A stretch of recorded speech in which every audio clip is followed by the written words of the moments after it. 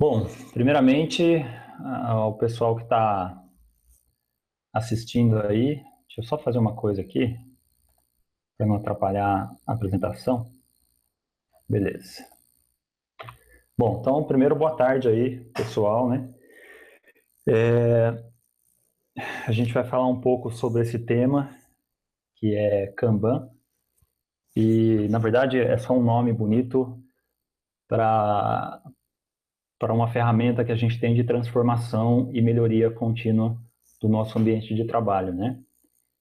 Ele já é um nome conhecido há muito tempo aí na comunidade, não só de software, mas o pessoal da indústria conhece há mais tempo do que nós esse termo. E vocês vão entender um pouco com esse bate-papo o porquê que a gente adotou, né, essa prática também no ambiente de desenvolvimento de software.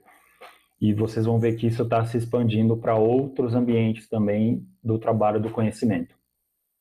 Então, o subtítulo aí da palestra, que é Agilidade para Ambientes Complexos, porque o Kanban ele nos ajuda a implantar o que a gente chama hoje de agilidade, né, que é uma forma melhor de trabalhar na área do conhecimento. E o Kanban faz essa transição do estado atual em que a gente está trabalhando para um estado melhor de trabalho, tá? A gente vai tentar mostrar e exibir algumas técnicas aqui, não vai ser muito profundo, mas a gente vai dar um overview geral, principalmente para quem nunca ouviu falar aí de Kanban para desenvolvimento de software. Beleza? Então vamos lá. Bom, a gente está numa palestra aí depois do almoço, né? Putz, é um horário meio ingrato, sabemos disso.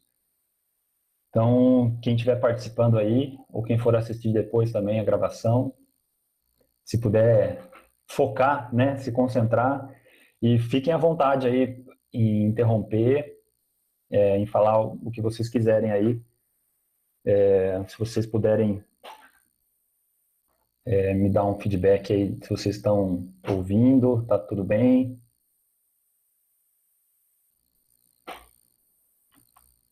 Tá tranquilo? Eu estou ouvindo. Agora, Pessoal do chat aí? pessoal do chat, não sei. Vamos ver se alguém responde ali. Essa é uma palestra, assim, não é muito técnica, né? Não tem muito assunto de programação, tal, ferramentas, mas se vocês puderem interagir, vai ficar bacana, tá? Em alguns momentos eu vou fazer algumas perguntas aí para sentir como é que tá o ambiente, e aí se vocês puderem dar um feedback para a gente, a palestra vai ficar mais interessante. Beleza? Então vamos lá. Fica à vontade de me interromper aí, tá, Michel? Tudo bem. Valeu. Vamos lá, continuando então. Só me apresentando, meu nome é André Bertoletti, eu participo aí da comunidade Dev Rio Claro, que foi por onde eu conheci o Michel aí, por onde a gente se, se conectou aí para estar colaborando nessa palestra de hoje, tá bom? Sou formado em análise de sistemas, desenvolvo, já dei aula, já dei consultoria, enfim, a gente faz um pouco de cada coisa, né? Sempre tentando resolver o problema das pessoas aí. Gosto muito dessa questão de boas práticas e métodos ágeis, venho estudando isso há um bom tempo já, e mais do que estudar, venho tentando aplicar no meu dia a dia. Eu trabalho hoje no desenvolvimento de um produto, um RP, então é um sistema complexo e a gente tenta aplicar, melhorar, né, o nosso ambiente lá, aplicando algumas técnicas aí dos métodos ágeis. E o Kanban vem nos ajudando bastante nesse dia a dia, tá? E outras coisas que eu faço aí, que eu curto também, a gente é ser humano, né? Então a gente acaba fazendo mais coisa do que apenas codar. Tem alguns contatos aí e a gente vai continuar se falando depois disso, se vocês quiserem trocar ideias e figurinhas sobre esse assunto. Bom, essa é a nossa agenda. É uma coisa mais simples, a gente vai dar, como eu falei, só um overview geral do Kanban em si e trocar algumas ideias mais conceituais, né, mais filosóficas sobre o negócio, para que vocês entendam o que está por trás dos panos. Não é muito usual a gente perguntar o que está por trás, né, das coisas. Então, a ideia aqui é eu mostrar para vocês algumas coisas aí, do começo, do porquê que a gente chegou no ponto que está hoje nessa questão de metodologias ágeis, tá bom? Beleza, então a introdução nossa vai ser o seguinte. Não sei se vocês já ouviram falar no tripé, né? Nos 3 pilares de um bom software, de um bom produto de software, que são pessoas, ferramentas e processos.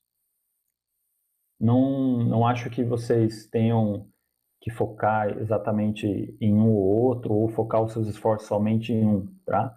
Mas é pensar nos 3. A gente percebe que um bom produto de software, quando ele emerge no mercado e viu que ele realmente está atendendo e resolvendo o problema das pessoas, é porque aquele time ou aquela empresa se preocupou com esses 3 pilares aí: pessoas, ferramentas e processos. Nós vamos falar hoje mais focado no ponto 3, que são processos, tá? Mas não desprezem de maneira nenhuma o ponto 1 e 2, de ter boas pessoas no seu time, né? Bons profissionais, capacitados para aquilo, de usarem boas ferramentas para que vocês fazem. Então, ter a ferramenta própria para cada tipo de projeto que você está, ou para cada tipo de problema que você está resolvendo, né? E também envolver nisso tudo um bom processo de desenvolvimento. Tá? O equilíbrio desses 3 pontos aí é o que a tendência diz que vai desenvolver, né? Ou vai nascer um bom produto de software. Vamos lá, então, falando sobre processos. Eu tentei dividir aqui numa linha do tempo, na verdade não é linha do tempo, né? É só uma linha mesmo. Alguns pontos distribuídos nessa linha aí, e se vocês verem aí também, tem um ponto fora da curva, né? Ou fora da reta. Depois a gente vai ver o que é esse ponto fora da reta também. Então, assim, do lado mais extremo à esquerda aqui, a gente vê os métodos mais prescritivos. E o lado mais extremo à direita, os métodos mais adaptativos. Ok? Então, de alguns métodos de desenvolvimento de software que vocês ouvem falar por aí. Por exemplo, RUP, XP, Scrum, Kanban, enfim, tem outros que a galera tá começando a estudar mais recentemente, estudar e testar, né? Mas assim, dos mais conhecidos, tá? RUP, Kanban, Scrum, XP. Onde que vocês acham que esses métodos se adaptariam nessa reta? Em que pontos dessa reta vocês acham que os métodos que eu falei agora se adaptariam? Então, por exemplo, o RUP. Né? O RUP é um método mais prescritivo ou mais adaptativo? Como é que está o chat aí, Miguel? Você consegue ver o chat aí? Ou não? Você teria que Vamos abrir lá. a transmissão, né? Aqui o pessoal tem pouca gente, né? Ah, Oito tá, pessoas. beleza. 8 pessoas. Aí vocês Deixa eu querem ver aqui. participar. Eu vou ter que abrir o link, né, de Não, transmissão, certo? isso. Você vê o chat, sim. Deixa eu só tentar abrir aqui, ver se o pessoal tá interagindo. Se não, a gente bola para frente também. Vamos só pegar um feedback aí. Você pausa aí o vídeo, para não dar zica. O pessoal tá interagindo. Se não, a gente bola. Beleza. Por enquanto ainda não, né? Então tá bom. Então vamos continuar.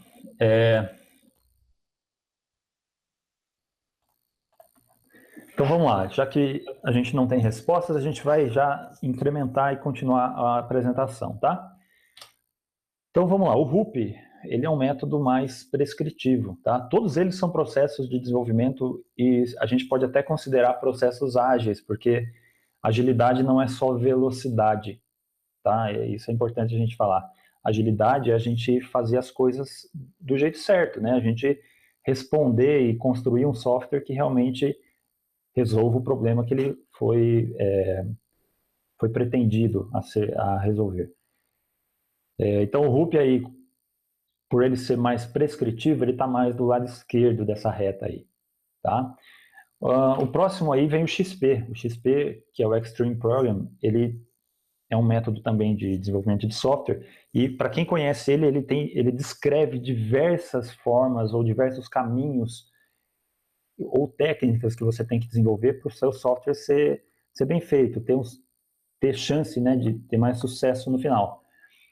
E tem diversos papéis, né, diversas cerimônias que o XP prega para que você se enquadre nesse método aí. Então, por isso ele fica depois do RUP, né, ele é um método mais prescritivo. Depois vem o Scrum.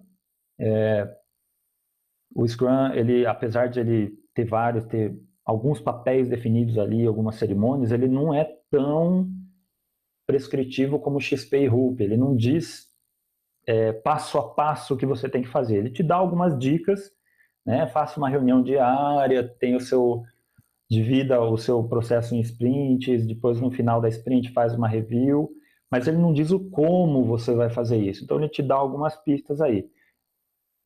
Por isso que ele está ficando mais do lado direito aí. Então ele deixa de ser um pouco mais prescritivo para ser mais adaptativo. E o mais adaptativo que a gente tem hoje é o Kanban. Vocês vão entender o porquê durante a palestra, tá? Mas você vai perceber que o Kanban, ele não te diz tanto como você fazer as coisas, ele te dá alguns caminhos para você resolver o seu problema, mas assim, você é super livre para adaptar ele conforme a sua realidade. E por ele ser mais adaptativo, é que ele está tendo um engajamento forte da comunidade. O pessoal está enxergando no Kanban uma ferramenta para você chegar em outros métodos. Então, o pessoal quer aplicar Scrum ou quer aplicar XP, mas para quem hoje não aplica nada, chegar no XP ou chegar no Scrum é um tratamento de choque, né? Um negócio assim que nem toda empresa tem estômago suficiente para aguentar esse baque, essa mudança de processo. Então aí o pessoal está começando a usar o Kanban para fazer essa migração. E às vezes no meio do caminho vê que tá bom ali no ponto que parou, nem precisa chegar mais para frente, né?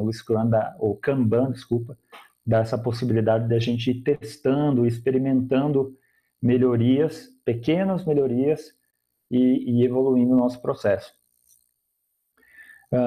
E o ponto fora da curva aí é o Extreme Go Horse, né? Não sei se vocês já ouviram falar, mas quando você não quer aplicar nenhum processo ou nenhum método de desenvolvimento, vamos embora, vamos fazer e bola para frente, que a gente chama que é o Extreme Go Horse, né? É uma piada aí da comunidade, mas se vocês pesquisarem aí o Extreme Go Horse na internet, vocês vão ver que a coisa é séria. Tem até alguns princípios lá que se você seguir ele, ou melhor, se você não segui-los, né?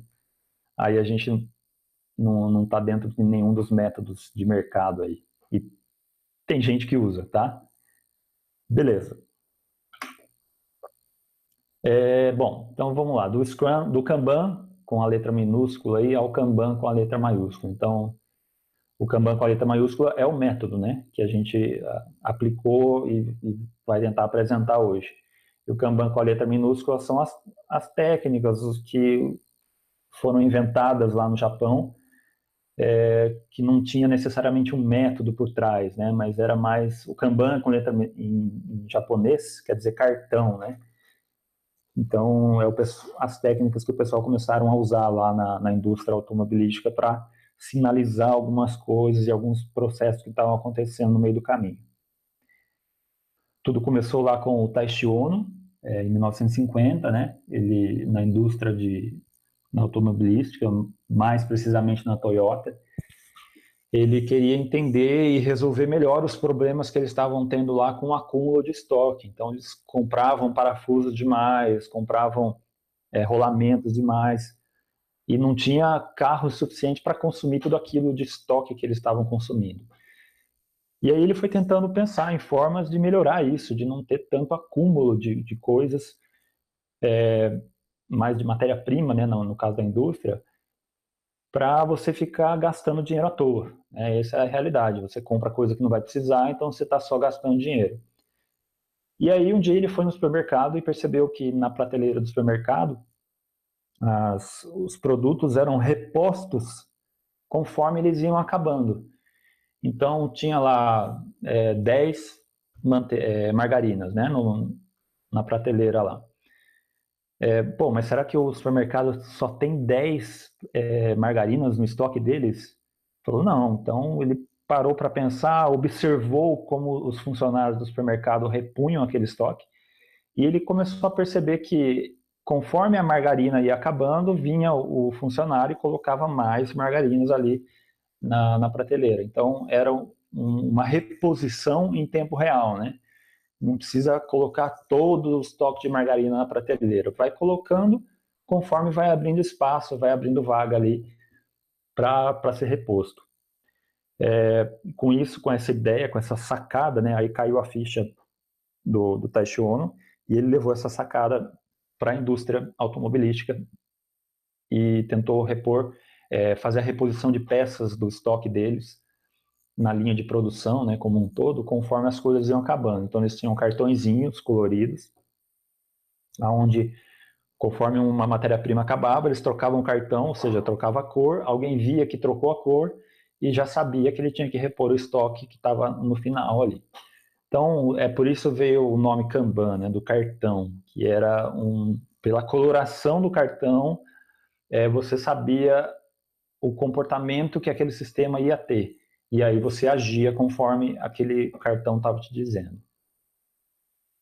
Bom, depois disso, com essa técnica, se espalhou, né, em várias indústrias, não só automobilísticas, mas os trabalhadores do conhecimento começaram a olhar essa técnica usada em indústrias e começaram a adaptá-la para a área do conhecimento, né? Software, se a gente for ver hoje em dia, até jornalistas, produtores musicais estão usando o Kanban como uma forma, né, uma ferramenta de organização do trabalho ali, de melhoria.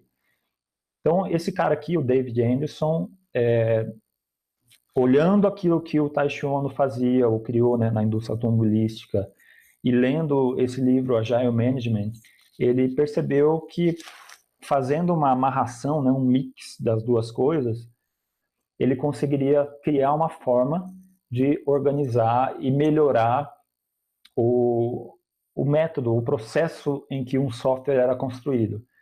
Então foi aí que ele escreveu esse livrinho azul aqui, que é o Kanban para software, né?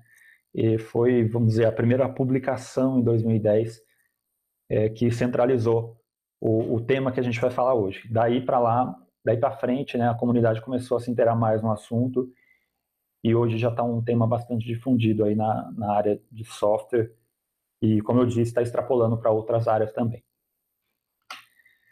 Beleza, a introdução era isso. Vamos agora falar de contexto. Bom, primeira coisa importante, contexto é tudo, tá? Tudo que eu vou falar aqui, você vai ter que adaptar para o seu contexto, tá? É o seu contexto que é o rei da cocada preta aí. Você não vai conseguir aplicar um método, qualquer ele que seja, de fora para dentro, tá? Você pegar um método como ele é e tentar forçar a goela abaixo no seu contexto, porque é o seu contexto que diz os problemas do seu dia a dia. Então, primeiro perceba o contexto onde você está e perceba se aquilo que eu vou falar hoje faz sentido no seu contexto, se isso pode ser aplicado no seu contexto, se não tudo, algumas coisas. Tá? Então percebam e respeitem muito o contexto de vocês, ok? Não quer dizer que o seu contexto não pode ser melhorado, muito pelo contrário. Mas você deve primeiro entendê-lo para depois tentar melhorá-lo, ok?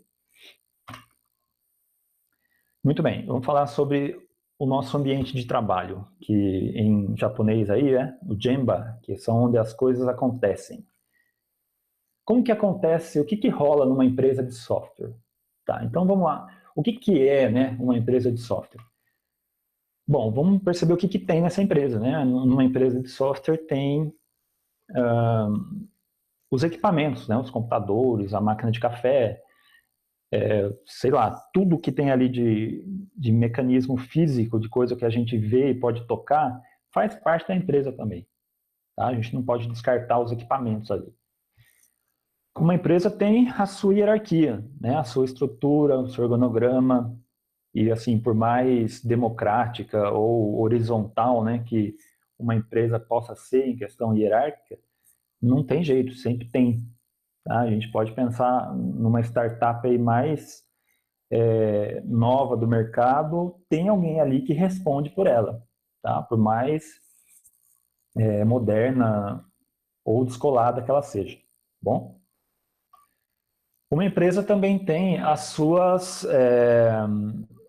regras, né? Como ela funciona, tem as suas leis internas ali que dizem o que, que aquela empresa faz, como ela deve fazer, algumas regras internas que diferenciam uma empresa da outra e que aquelas regras é que ditam o fluxo de como aquela empresa resolve as coisas, né? E aí cada uma tem a sua, né? A gente conhece algumas empresas mais burocráticas que têm receita para tudo e outras empresas assim mais liberais, vamos dizer, né? Que vamos fazer o que der. Conforme a gente vai testando, vai saindo. Enfim, não deixa de ser uma regra. Cada empresa também tem a sua história, como ela começou, quais são os valores, qual é a missão daquela empresa. E essa história diz muita coisa do que é aquela empresa. Tá? A gente não pode desprezar a história, como tudo começou. Ok? As empresas também têm o seu problema ou os seus problemas para serem resolvidos. Né? A gente não faz sentido ter uma empresa se essa empresa não resolve o problema de alguém. Ela não vai lucrar, né? A gente só lucra quando resolve o problema de alguém e a gente é pago por aquilo. Deixa eu só beber uma água aqui. Então, não existe empresa sem problemas para ser resolvidos. A empresa tem pessoas, tá? Um time ou diversos times de áreas diferentes que interagem entre si para dar o produto final da empresa aí, tá? Ou serviço. E também tem um gerente, ou mais gerentes, né? O gerente faz parte do pacote aí do que a gente chama de empresa. Bom, se a gente parar para olhar isso tudo, a gente chama de um sistema complexo, tá? Então, quando o título da palestra, né, que é agilidade para ambientes complexos, na verdade, se a gente parar para olhar uma nossa empresa, por menor que ela seja, ela já é um ambiente complexo, tá? Por que é um ambiente complexo? Porque ela tem elementos ali que a interação entre esses elementos não geram um resultado conhecido, não é um resultado previsível, tá? Pode acontecer qualquer mudança ali em qualquer elemento dessa empresa onde vai gerar um resultado inesperado. E aí a empresa vai ter que saber lidar com aquilo, tá? Então é por isso que a gente chama isso de sistema complexo. E aí a gente precisa melhorar, né? Quando a gente percebe que um sistema é complexo e ele tem problemas para ser resolvido, a gente percebe que dá para melhorar alguma coisa. A gente quer melhorar a forma com que a nossa empresa entrega software para os nossos clientes, tá? Entrega valor. E aí que vem a grande sacada. Como a empresa ou outros ambientes complexos não podem ser mudados por adivinhação ou cópia de outras experiências, de outras empresas, a gente tem que parar, observar, experimentar alguma mudança e depois se adaptar em relação àquilo, tá? Observação, experimentação e adaptação. Essas três palavrinhas aí é o que ditam, né, o andamento aí da melhoria contínua que o Kanban se propõe a aplicar nas empresas. Tá bom? Faz sentido aí para vocês? Vamos lá, continuando. Aí vem o primeiro disclaimer aí, ó. A gente não é porque a gente vai mudar que a gente vai melhorar, tá? Mudança não é sinônimo de melhoria. Muita atenção com isso. Cuidado quando alguém fala, não, a gente precisa mudar isso. Mas calma, mudar para quê? Para qual sentido? Se a gente não mudar, a gente vai melhorar? Então perceba que o foco não é a mudança, o foco é a melhoria, tá? Se a gente vai mudar para pior, não mude, beleza? E se mudar, escolham esse caminho, observar primeiro, experimentar alguma pequena mudança e adaptar ela se necessário, ok? Bom, e nesse processo, né, a gente sabe que a indústria de software se a gente for ver, ela é recente, ela é nova ainda, comparado a outras indústrias. A gente está aí há mais de 40 anos tentando buscar essa melhoria na indústria de software, né? A gente entrega software bugado demais. Se a gente pesquisar aí, vocês vão ver que no Gartner lá, que é quem centraliza as pesquisas, né, de desenvolvimento de software de diversas áreas, a gente está entregando muito bug ainda, tá? Cerca de 70% do nosso produto final ainda sai com falha. Então, isso significa que a nossa indústria ainda está amadurecendo. Nesses 40 anos, a gente passou por vários experimentos, por várias formas de melhorar a entrega do nosso produto.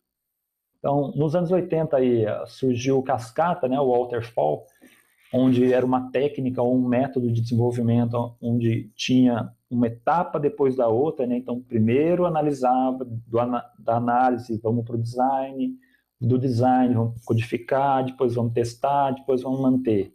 Então, foi a primeira tentativa de melhoria para entrega de software. Nos anos 90 foram surgindo outras, né? Por exemplo, essa daí que é a interativa incremental, onde a gente desenvolvia um pequeno pedaço, colocava para rodar, entregava esse pequeno pedaço e voltava o fluxo, né? Então, esse espiral aqui daria para a gente o sentido do nosso produto. A gente não fazia em caixas separadas, a gente fazia pequenos pedaços, ia iterando aqueles passos, aquele processo, e ia cada vez mais incrementando o nosso produto final. Tá? Mas ainda assim, ó, o nosso produto final só saía quando a gente circulava esse espiral todo. Tá? A gente não conseguia entregar software pequenos, em pequenas partes, como o primeiro palestrante, acho que foi o Anderson, né? Desculpa se eu esqueci o nome, falou sobre o MVP, né? Mas percebam que o que eu estou falando aqui não tem certo e errado, tá, gente? A indústria foi testando várias coisas e com isso foi aprendendo, tá? Nos anos 2000 aí a gente teve o surgimento do RUP, né, o XP, o Scrum, quando começou a se falar de agilidade, também vocês podem perceber que eles têm alguma coisa dos métodos passados e fazem alguma melhoria pequena, né, nos métodos que surgiram. Percebam aí por que o Scrum, o Kanban e o RUP são bastante prescritivos, né? Eles têm bastante etapas para serem percorridas até serem aplicados de maneira real.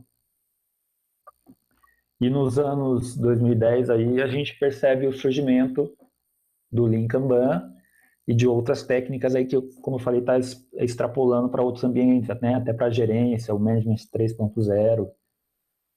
Vocês podem pesquisar bastante vocês vão ver que esse material está sendo bastante utilizado, ou pelo menos testado em várias indústrias aí, várias empresas. Então, eu só quis mostrar essa linha do tempo para mostrar para vocês que é um processo evolutivo, né? A indústria de software está testando melhorias de como entregar melhor o seu produto há muito tempo já, desde quando ela começou. Tá? Então, o que a gente está vivendo hoje com o Lean Kanban é uma evolução, uma consequência dessa caminhada. A gente não pode apagar a história daqui para trás. Tá? Tudo é amarrado. Beleza? Falamos de contexto, então. Vamos falar agora dos princípios. Tá? Como é que a gente... quais princípios o Kanban, ou Lean Kanban, propõe para a gente começar a aplicar ele nos nossos projetos? Bom, como eu falei, ele é o mais adaptativo de todos. Olha por quê. O primeiro princípio dele é: comece com o que você já faz hoje. Então, você vai querer aplicar uma mudança num processo da sua empresa, tá? Uma melhoria. Não queira apagar ou mudar e desligar a chave, né? Que a gente chama de todo o meio ou o formato em que a empresa trabalha hoje. Não funciona dessa forma. Se você chegar de um dia para o outro, desligar e esquecer tudo que você fazia antes, não vai durar uma semana o seu processo de melhoria, tá? Vai gerar um estresse tão grande que as pessoas daquele ambiente complexo vão fazer com que o seu processo de mudança venha por água abaixo, tá bom? Isso é muito natural, a gente percebe, o ser humano é resistente à mudança. Então, vamos mudar, a gente não vai mudar, a gente vai melhorar. Se a gente vai melhorar, a gente pega o que a gente faz hoje, com pequenos ajustes, a gente chega num novo status, tá? Com isso, a gente vai para o segundo princípio do Kanban, que é concorde em buscar uma abordagem evolucionária para a mudança. Não fazer grandes mudanças, tá? São pequenas mudanças que você perceba a evolução daquilo. E aí, quando a gente fala de evolucionário, né, a gente lembra da biologia. Como é que a gente chegou nos organismos, né, que a gente percebe hoje evoluídos e complexos, começou em organismos menores que foram evoluindo com o tempo e muito tempo até chegar no que a gente tem hoje. Então, a evolução ela não é de um dia para o outro. Ela precisa ser testada. Se aquela evolução não for boa, precisa ser descartada e assumir uma próxima, tá? Uma nova melhoria. Por isso que a gente chama de melhoria evolucionária. Inicialmente, a gente respeita tudo que acontece, tanto os papéis das pessoas que estão ali, tá? Quem é gerente vai continuar sendo gerente, quem é dev vai continuar sendo dev, pelo menos nesse começo, os processos e responsabilidades e cargos. Então a gente não vai quebrar nada. Quando a gente pretende implantar um Kanban ou uma melhoria, né, usando o Kanban na empresa, a gente respeita o que tem, entende o processo, entende o contexto, mapeia esse contexto e a partir desse mapeamento a gente começa a estudar as melhorias. Bom? Vamos lá. Com esses princípios, só mostrando para vocês, ó, por que a gente não faz uma mudança muito drástica? Por que isso não funciona, tá? Kaikaku em japonês é revolução, tá? Quando a gente para o que está fazendo e faz uma nova forma. Então a gente esquece tudo que estava sendo feito, quebra e constrói de novo. Desconstruir e reconstruir.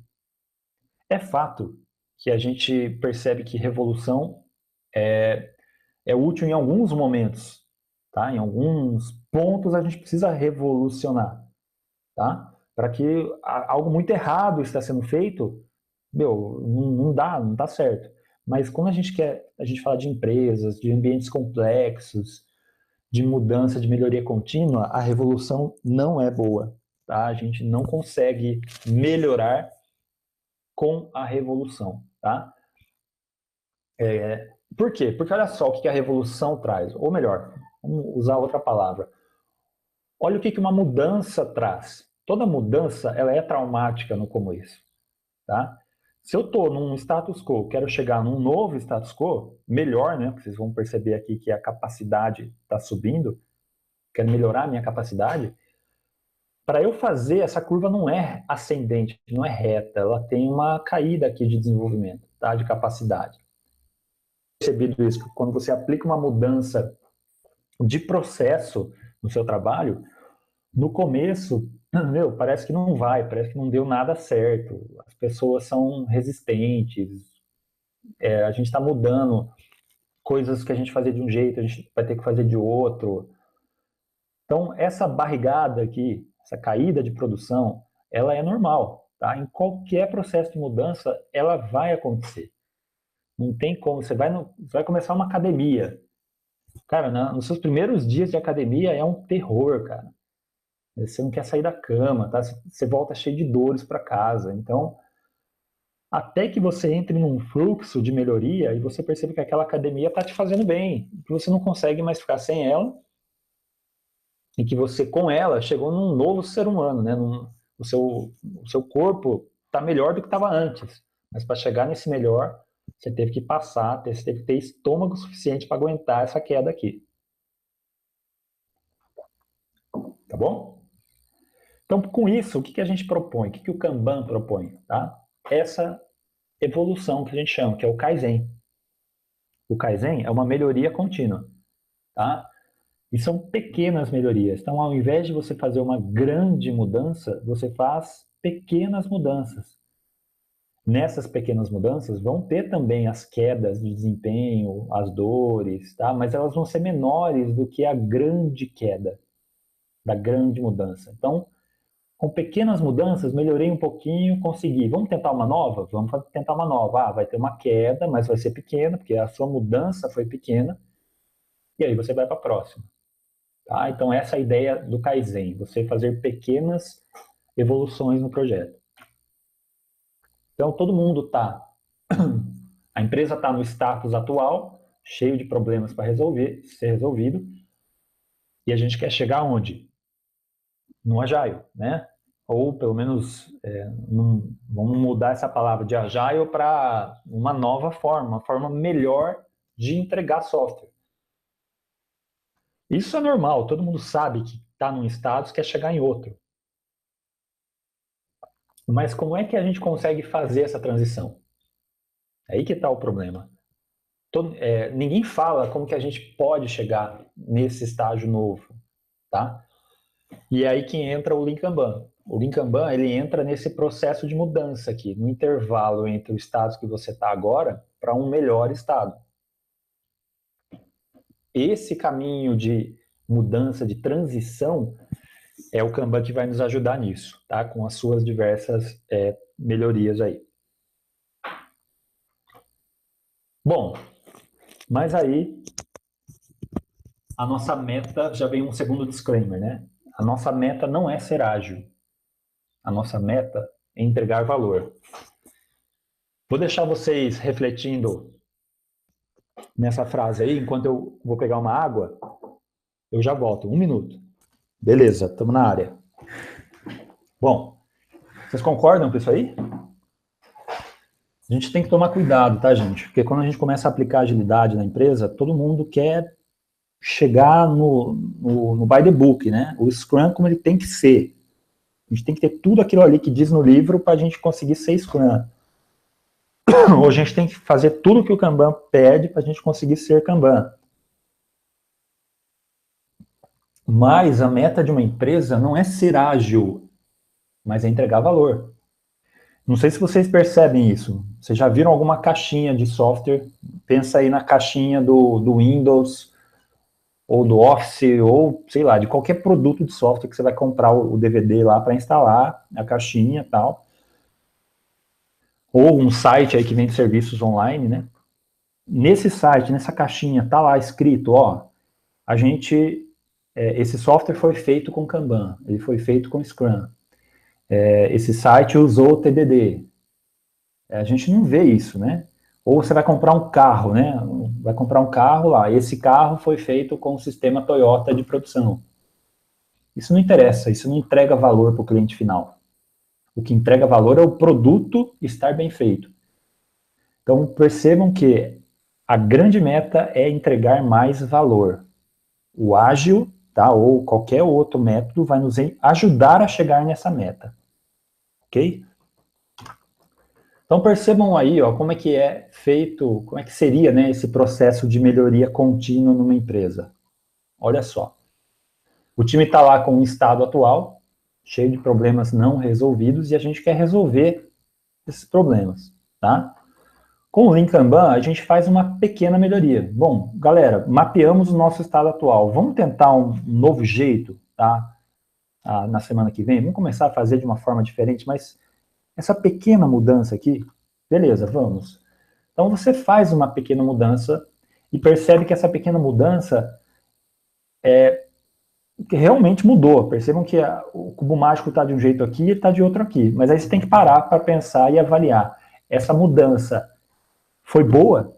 Tá? O time avalia essa mudança, vê se foi boa e continua para a próxima. Bom, essa foi boa. Vamos para a próxima então. Mais uma pequena mudança.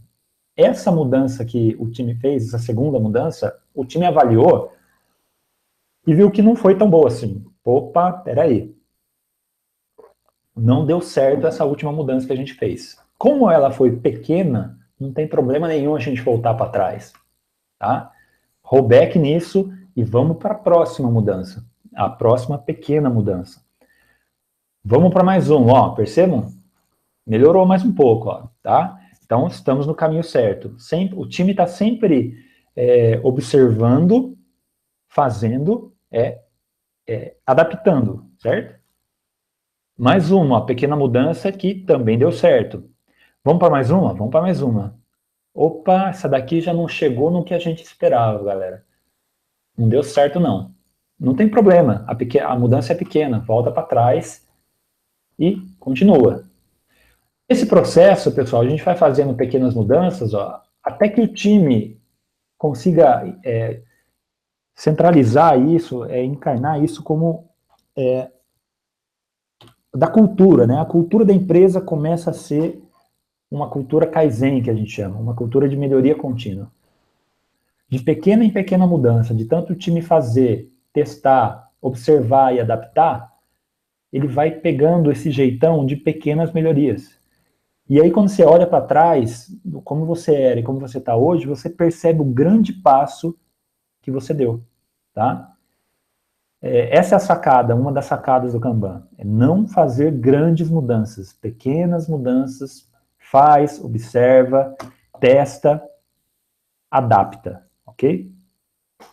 E não tenha medo de errar. Muito bem. Então, baby steps, para quem já programa com TDD aí, né? São pequenos passos que a gente faz até resolver o problema. Isso também traz menos resistências, né? Porque você não vai mudar da água para o vinho. Então, as pessoas, quando vê pequenas mudanças, elas são menos resistentes a fazer essas mudanças. A gente vê resultado mais rápido, seja ele positivo ou negativo. Você fez uma mudança 2 dias, uma semana depois, você já está vendo se aquilo deu resultado ou não. E gera maior engajamento e confiança nas pessoas. Bom, eu sei que eu posso ir, porque eu sei que se der errado, eu posso voltar. Diferente se eu faço uma grande mudança, que voltar é mais difícil, né? O custo é muito alto de voltar se a gente faz uma grande mudança. Então, o Kanban é uma evolução guiada do processo. Ok? Essa é a ideia geral da filosofia por trás do Kanban aí. Bom, e o ágil? Né? Onde fica o ágil nisso tudo? Bom, já que ágil é só uma teoria, né? Um bando de cara lá que se juntou para escrever algumas coisas, se o que eles escreveram está certo, a nossa melhoria contínua aqui vai ser atingida. Tá? Porque o ágil, ele também não é um produto, né? Ele é um processo de melhoria. Então, ser ágil é você melhorar aquilo que você faz constantemente. Ser ágil não é ser rápido, tá? Não adianta você pegar uma Ferrari e andar com essa Ferrari na estrada errada, beleza? Se você tiver um Fusca e tiver na estrada certa, você vai chegar mais devagar no lugar certo. Se você tiver a Ferrari na estrada errada, você vai chegar mais rápido no lugar errado, bom? É aí que entra a questão da eficiência e eficácia. Vocês sabem qual é a diferença entre eficiência e eficácia? Para quem não sabe, eficiência é fazer do jeito certo. Opa, tem um erro aqui. Deixa eu corrigir. Fazer do jeito certo. E eficácia é fazer a coisa certa. Tá? Então, o Kanban nos ajuda mais na eficácia do nosso trabalho. Será que isso que eu estou fazendo é a coisa que eu realmente deveria estar fazendo? Porque assim, quando a gente fala de eficiência, meu, o pessoal já é eficiente hoje em dia, né? O pessoal sabe desenvolver software, beleza? Todo mundo sabe que tem que ter controle de versão, tem que ter TDD e tal. O pessoal está indo para um caminho eficiente. Mas será que eu estou fazendo a coisa certa? Será que eu estou entregando o produto que eu realmente deveria entregar para o meu cliente? Será que eu estou entendendo o que o meu cliente quer realmente? Né? Ou eu vou fazer uma feature aqui linda, rápida, bonita, só que não é aquilo que ele queria. Então você fez uma Ferrari para chegar no lugar errado. Tá? Quando você poderia ter feito um Fusca, né, passo a passo, mais devagar, só que indo para o caminho certo. Então percebam essa diferença, tá? Não descartem eficiência, mas não tirem de vista também a eficácia. Beleza, falamos dos princípios. Vou acelerar um pouquinho, porque está acabando, né? Vamos falar das práticas. Bom, o Kanban é um sistema puxado. Desculpa, o Kanban é um sistema... foi mal. O Kanban é um sistema puxado, tá? Diferente de um sistema empurrado. Empurrado é quando todo mundo chega para você e fala, faça isso, faça aquilo, um cliente fica te ligando toda hora, né? Quando puxado, você olha para o seu ambiente e percebe o que realmente tem entrega de valor ali e você puxa aquilo. E o Kanban tem duas práticas, que a gente só vai falar das duas primeiras. Ele tem 6 práticas, tá? Mas a primeira, mais importante, visualizar o trabalho, e a segunda, limitar o trabalho em progresso. Beleza? Por quê?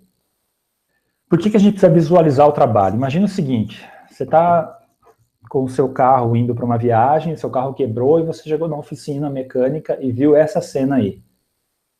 O que isso... Qual a primeira coisa que vem na sua cabeça quando você chega na oficina e vê essa cena? Meu, eu não vou ser atendido agora, né? Tá muito claro, tá muito óbvio a gente tirar uma conclusão disso. Você tá com fome, vai num restaurante, você chegou e viu essa cena aí, ó. Um monte de almoçar ali na salinha de espera do restaurante. Sua conclusão, não é agora, não é aqui que eu vou comer, né? Eu vou ter que ir para outro restaurante. Tô com fome. Esses caras aí estão trabalhando? Estão trabalhando, né? Tem muita coisa para eles fazerem. Estão carregando tonéis aí, tonéis de uísque, ó. Se alguém olha aqui no restaurante, o pessoal do restaurante tá trabalhando, pô, tá lotado, né? O pessoal tá esperando. O Vado aqui tá trabalhando? Tá trabalhando também. Agora, e esses caras aqui? Estão trabalhando?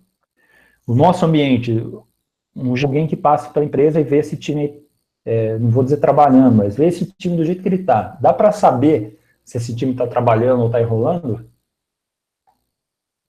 Diriam que ele está enrolando, né? Ó a mão, o dedo no cara no alt tab aqui, ó. Mas enfim, não tem jeito, galera. O nosso trabalho é um trabalho do conhecimento. O nosso trabalho se esconde. Se esconde numa caixa de e-mail, né? Se esconde na mente do cara lá que está trabalhando o algoritmo ali. Então, o trabalho de um desenvolvedor de software ou de um trabalhador do conhecimento não é visível, não é tangível, tá? Por isso que o nosso primeiro ponto é deixar esse trabalho visível. Como? Duas formas. A primeira é essa, né? Um pouco inviável. Imagina para cada feature ou para cada bug que você vai fazer, você encher uma bexiga e deixar do seu lado lá. Pelo menos o cara que passar ali tá vendo. Putz, esse cara tá trabalhando pra caramba, hein? Como isso não é muito viável, né? A gente parte para uma outra solução, que é essa solução aqui. Mapear o trabalho que está sendo feito num quadro Kanban. Tá? Que é um quadro cheio de cartões aí, ó, para a gente poder identificar. Cada cartão desse é uma feature ou um bug que está sendo resolvido naquele momento. Tá? Aí você pode mudar, né? Por exemplo, o quadro Kanban aqui, os papeizinhos vermelhos aqui, os rosas são bugs, os verdes são features, os azuis é suporte, enfim. A criatividade sua, do time, pode classificar os seus cartões de uma forma que bateu o olho já saiba o que está acontecendo.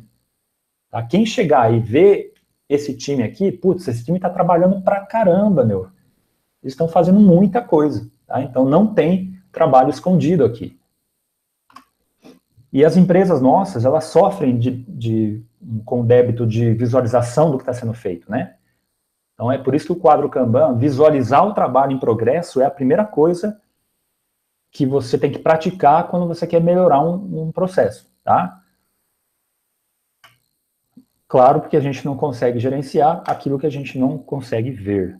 Bom, e a segunda prática é limitar o que está sendo feito em progresso. Não dá para fazer muita coisa ao mesmo tempo. Não tem como, nós não somos multithread, beleza? Por quê? Bom, vocês já pegaram uma mangueira e pressionaram a frente da mangueira para ver o que acontece com a vazão da água? É a explicação física, né? Quando você limita um fluxo, no caso o fluxo da água, a tendência é que a água saia mais rápido daquele lugar. E essa é a explicação física do negócio, mas a explicação conceitual é essa aqui, ó. Pare de começar e comece a terminar. Não dá para a gente começar a pegar um monte de coisa ao mesmo tempo e não terminar nada. Né? Quanto tempo uma feature que a gente faz fica parada em desenvolvimento? Não chega na mão do cliente, ou seja, nós não entregamos valor, porque o valor só é entregue quando ele toca naquilo que a gente está fazendo, quando ele usa aquilo. Enquanto está lá na sua mão, no do testador, não chegou valor nenhum na mão do cliente. Tá? Então, pare de começar e comece a terminar. Vamos lá, um exemplo prático para vocês entenderem qual seria o dia a dia de um time Kanban. Tá? Olha aí, esse é um quadro Kanban. Ó. Tem o backlog, ou seja, tudo que o time tem que fazer. Tem aquilo que alguém selecionou para ser feito, ou seja, alguém escolheu para ser feito. Aí tem a área de desenvolvimento, né? Quando o time começou a fazer alguma coisa e quando está pronto aquilo lá. E tem a área de deploy, que é quando eu preciso colocar no ar a publicação, entregar para o cliente, tá? Às vezes uma publicação de site, enfim, publicação de versão. Então aí, ó, nós temos 2 pares de desenvolvedores, 2 pares de deploy e um gerente lá, um PO, que faz a priorização do que vai ser feito. E repare esses números aqui, ó, que tem limite. Então, eu só posso escolher 2 itens de cada vez, no máximo. Eu só posso pegar para desenvolver 2 itens. E eu só posso pegar para entregar 1 item de cada vez. Esses limites, cada time escolhe o seu. Geralmente é teste, né? Vamos começar com 5? Se for muito, diminui para 3. Se for pouco, aumenta para 10, tá? Não tem muita receita para chegar nesse número. É testar, observar e adaptar. Então vamos lá. O PO selecionou as features A e B para serem feitas. Porque ele, segundo a priorização dele, ele detectou que essas são as mais importantes. Beleza. Aí o time vai ver e vai puxar essas 2 coisas para fazer. Então eles estão fazendo programação pareada aqui, ó. O primeiro par pegou o A, o segundo par pegou o B para fazer. Aí, olha o que o PO falou, ó. Ótimo, beleza. Depois vocês fazem o C e o D. Beleza, vamos para o próximo.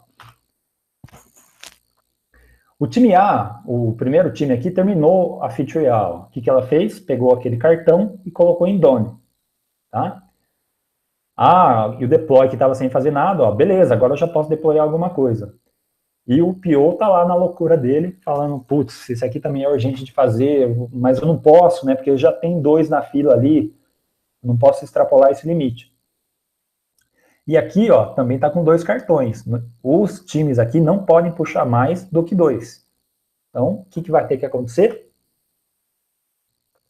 Como o deploy puxou para o deploy, abriu uma vaga aqui na coluna de desenvolvimento. Então, liberou uma vaga, o time puxou mais uma coisa para fazer.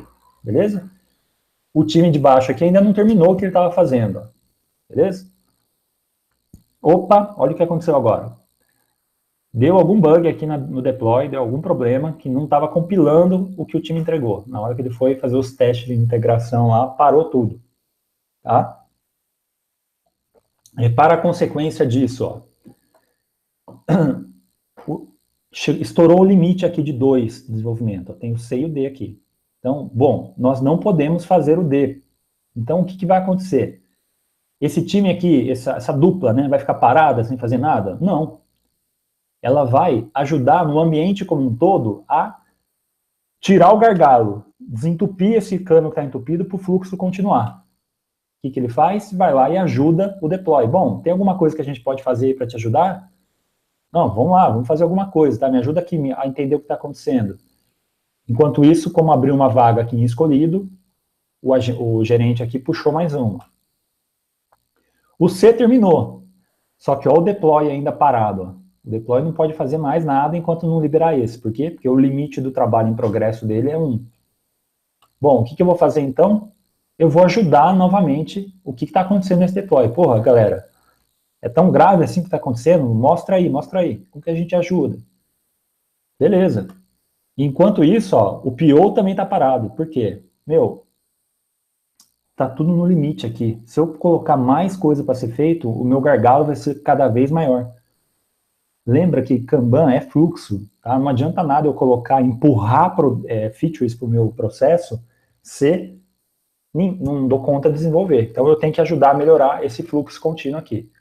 Todo mundo vai lá ajudar, ó, até desentupir e a coisa começar a fluir. Beleza? Eu vou compartilhar esse slide com vocês depois, e vocês podem dar uma olhada com calma, tá? E é isso. Então, só para encerrar, as dicas finais do Kanban. Não se muda aquilo que não está doendo. Então, não tenta mudar algo que está bom. Primeiro, o melhor processo de mudança é quando o seu cliente, né, ou o seu destinatário da mudança percebe a dor. Se ele perceber a dor, ele vai querer algo, um remédio para aquela dor. Então, não antecipe as coisas, tá? Espere o problema realmente acontecer para ver se aquilo merece uma melhoria, um esforço de melhoria ou não. Tá aí, ó, um exemplo de quadro Kanban, pode ser um quadro na parede ou numa lousa, pode ser aonde você quiser que cole um adesivo aí, onde que o time esteja próximo. Pode ser quadros virtuais também, tem vários sites aí que propõem e entregam Kanbans online. Eu separei 2 aqui para vocês verem, ó, o Kanban Tool e o Kanbanize, bem bacanas. Eu uso o segundo aqui, o Kanbanize, bem legal. O Kanban Tool eu já usei uma vez também e entrega muita coisa boa, tá? Ambos são excelentes aí para começar. Tem também o Personal Kanban, ó, que famílias fazem Kanbans durante o dia a dia dela. Repara que aqui é uma porta de geladeira, ó, eles fizeram um Kanban numa geladeira. Você vê como o Kanban está se extrapolando para outros meios. O Kanban ele pode se conectar, né, vários pontos da empresa, não só o time de desenvolvimento, tá? O time de marketing, o time de manutenção também pode ter os seus Kanbans e um se conectar com o outro. Aí tem para a gente finalizar, depois vocês peguem aí. Só 2 referências nacionais sobre o Kanban, o Alisson Vale e o Rodrigo Yoshima, que inclusive nos cederam alguns slides aí para fazer a apresentação de hoje. Recomendo que vocês acompanhem o trabalho deles, tá? 2 livros também, para vocês pesquisarem mais coisas. Enfim,